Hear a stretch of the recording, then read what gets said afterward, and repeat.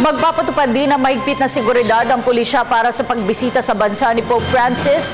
Ayon sa PNP, posibleng umabot sa 25,000 ang bilang ng puwersa na magbabantay sa Santo Papa. Ang ulat mula kay Alvin Balcazar. Posibleng umabot sa 25,000 puwersa ang mga laga sa seguridad ni Pope Francis. Inihayag ni PNP PIO Chief Police Chief Superintendent Wilben Mayor na sa initial deployment, hindi bababa sa 10,000 puwersa ang ipakakalat para matiyak ang kaligtasan ng pinuno ng simbahan. Pero paglilinaw ni Mayor, hindi lamang ito galing sa PNP kundi ang iba pang magbibigay ng seguridad sa bibisitang Papa ay magmumula din sa iba pang ahensya ng pamahalaan sa ilalim ng tinatawag na Joint Whole Government Approach. Dito sa Campo Crame, sinabi naman ni PNP OIC Deputy Director General Leonardo Espina na 70% ng workforce ay kanilang ide-deploy para sa makasaysayang religious activity. Hindi lang naman po ang Maynila, kundi Region 8. And then ilalatag po natin accordingly kung saan nangangailangan.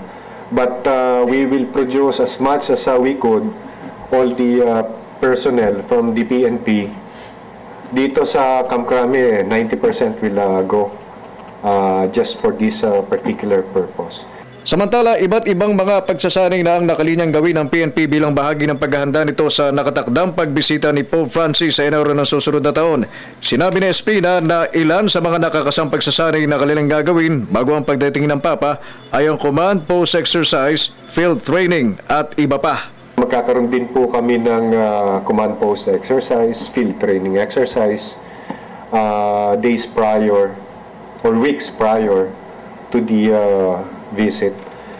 Dagdag ng PNP OIC na kasama rin sa kanilang pinaghahandaan ang posibilidad na masira ang security protocol kay Pope Francis dahil sa pagiging makamasa nito't biglang paghinto sa mga convoy para lumapit sa mga tao. Para sa Telebisyon ng Bayan, Alvin Baltasar.